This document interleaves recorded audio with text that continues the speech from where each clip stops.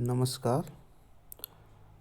पूर्व में हमने सामाजिक स्तरीकरण के बारे में पढ़ा और पाया कि सामाजिक स्तरीकरण द्वारा समाज विभिन्न उच्च एवं निम्न समूहों में विभाजित एवं व्यवस्थित होता है तथा ये समूह परस्पर एक दूसरे से जुड़े होते हैं और सामाजिक एकता को बनाए रखते हुए समाज में स्थिरता कायम रखते हैं। सामाजिक स्तरीकरण को समझने के बाद हम आज बात करेंगे सामाजिक स्तरीकरण की विशेषताओं की। तो ट्यूमेन ने सामाजिक स्तरीकरण को समझाने के लिए निम्नलिखित विशेषताओं का उल्लेख किया है जिनका हम यहाँ अध्ययन करेंगे। सबसे पहले है सामाजिक स्तरीकरण की प्रकृति सामाजिक है। ट्यूमेन ने बताया कि सामाजिक स्तरीकरण कुछ व्यक्तियों तक ही सीमित नहीं होता वरन संपूर्ण समाज में व्याप्त होता है। समाज के सभी लोग समान मूल्यों एवं व्यवहार के समान प्रतिमानों को स्वीकार करते हैं। सामाजिक स्तरीकरण को आयु, रंग एवं यौन भेद के आधार पर ही नहीं बल्कि समाज में व्यक्तियों को प्राप्त विभिन्न पदों एवं परिस्थितियों के आधार पर भी समझा जा सकता है। समाजीकरण के द्वारा व्यक्ति सामाजिक मानदंडों को सीखता है और अचेतन रूप में स्तरीकरण को स्वीकार करता है। सामाजिक संस्थाएं जैसे धर्म, शिक्षा, परिवार, विवाह एवं राजनीति आदि भी समाज में स्तरीकरण उत्पन्न करती हैं। इसके अलावा सामाजिक स्तरीकरण प्रत्येक समाज में पाया जाता है। आदि काल से लेकर आज तक कोई भी ऐसा समाज नहीं है जिसमें सामाजिक स्तरीकरण नहीं पाया जाता हो। प्रत्येक समाज में सामाजिक स्तरीकरण पाया जाता है। इसके आधारों एवं स्वरूपों में थोड़ा अंतर जरूर हो सकता है लेकिन सामाजिक स्तरीकरण सर्वत्र ही विद्यमान रहा है। बॉटमोर लिखते हैं कि समाजों का वर्गों अथवा स्तरों में विभाजन जिससे प्रतिष्ठा एवं शक्ति का सोपान बनता है सामाजिक संरचना का एक सार्वभौमिक तत्व है। इसके अलावा सामाजिक स्तरीकरण पुरातन है। सामाजिक स्तरीकरण समाज में अति प्राचीन काल से ही विद्यमान रहा है।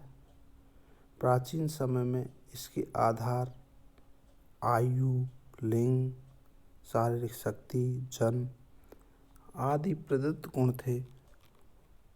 वो वर्तमान समय में अर्जित गुणों का अधिक महत्व पाया जाने लगा है। मार्क्स की मानता है कि प्रत्येक युग में समाज दो वर्गों में बंटता रहा है, एक श्रमिक वर्ग और दूसरा पूंजीपति वर्ग। इस प्रकार वर्ग स्तरीकरण प्रत्येक समाज में सदैव ही विद्यमान रहा है।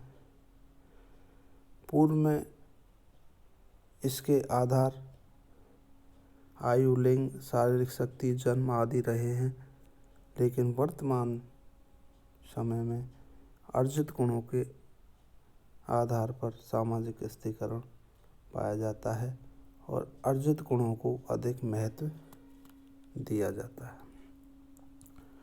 इसके अलावा अगली विशेषता है सामाजिक स्तरीकरण के विभिन्न स्वरूप हैं। विश्व के सभी समाजों और सभी कालों में सामाजिक स्तरीकरण का समान स्वरूप नहीं रहा है वरन देश एवं काल के अनुसार इसके अनेक स्वरूप देखे जा सकते हैं। अति प्राचीन काल में सामाजिक स्तरीकरण का सरलतम आधार यौन भेद, आयु भेद और शारीरिक शक्ति था। भारत में जाति प्रथा के आधार पर सामाजिक स्तरीकरण पाया जाता है तो यूरोप में वर्ग व्यवस्था एवं अर्जित गुणों को अधिक महत्व दिया जाता है। मध्य युग में दास एवं स्वामी स्तरीकरण के दो प्रमुख स्वरूप रहे हैं। अफ्रीका एवं अमेरिका में प्रजाति भेदभाव का लंबे समय से प्रचलन रहा है। इस प्रकार सभी समाजों में सामाजिक स्तरीकरण का प्रचलन किन्हीं सामान्य नियमों द्वारा नहीं होकर स्थान, परिस्थिति एवं प्रकृति द्वारा प्रभावित रहा है। इसके अलावा इसकी विशेषता है सामाजिक स्तरीकरण परिणामिक है। ट्यूमैन कहते हैं कि सामाजिक स्तरीकरण परिणामिक है। यह समाज में असमानता उत्पन्न करता है। इस असमानता को हम जीवन जीने के अवसर लाइफ चांसेस तथा जीवन शैली लाइफ स्टाइल में देख सकते हैं। प्रत्येक व्यक्ति के जीवन जीने के अवसर एवं शैली स्तरीकरण के स्वरूपों के आधार पर भिन्न भिन्न होते हैं। किसी व्यक्ति को कितनी शक्ति, संपत्ति एवं मानसिक संतोष प्राप्त होता है, यह समाज में उसके स्तर पर निर्भर है। विभिन्न स्तरों में मृत्यु दर, लंबी आयु, शारीरिक एवं मानसिक रोग, संतानों की संख्या, वैवाहिक संघर्ष, तलाक, पृथकता आदि की मात्रा में भिन्नता पाई जाती है। एक व्यक्ति किस प्रकार के मकान एवं पड़ोस में रहेगा, किस प्रकार के मनोरंजन के साधन अपनाएगा, माता पिता से उसके संबंध कैसे होंगे, किस प्रकार की शिक्षा, किस प्रकार की पुस्तकों का वह प्रयोग करेगा, यह उसके सामाजिक स्तर पर निर्भर करता है। प्रत्येक स्तर के जीवन अवसर एवं शैली में भिन्नता पाई जाती है। ट्यूमैन की मान्यता है कि ये 5 विशेषताएं ऐसी हैं जिनके आधार पर समाज में स्तरीकरण के अध्ययन के महत्व को सिद्ध किया जा सकता है। सामाजिक स्तरीकरण की विशेषताओं के साथ ही हम यह समझने का प्रयास करेंगे कि सामाजिक स्तरीकरण की आवश्यकता क्यों पड़ी और ये सामाजिक स्तरीकरण उभर कर सामने क्यों आया। तो इसकी चर्चा करते हुए हम सर्वप्रथम इसका जो कारण मानते हैं वो ये है कि समाज अपनी आवश्यकता की पूर्ति के लिए विभिन्न पदों की रचना करता है। विभिन्न पदों के लिए विभिन्न प्रकार की योग्यता एवं क्षमता की आवश्यकता होती है। किसी पद के लिए अधिक प्रशिक्षण देना होता है तो किसी के लिए कम। कोई पद अधिक जिम्मेदारी वाला होता है तो कोई कम जिम्मेदारी वाला।